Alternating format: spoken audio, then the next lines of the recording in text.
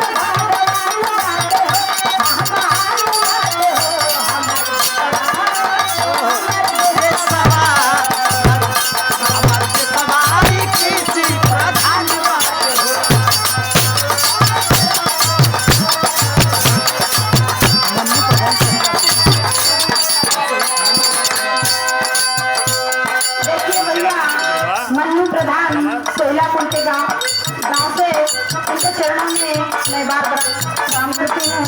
101 रुपए का इनाम दिए और सभी माता बहनों के चरणों में बार बार प्रणाम करती हूँ।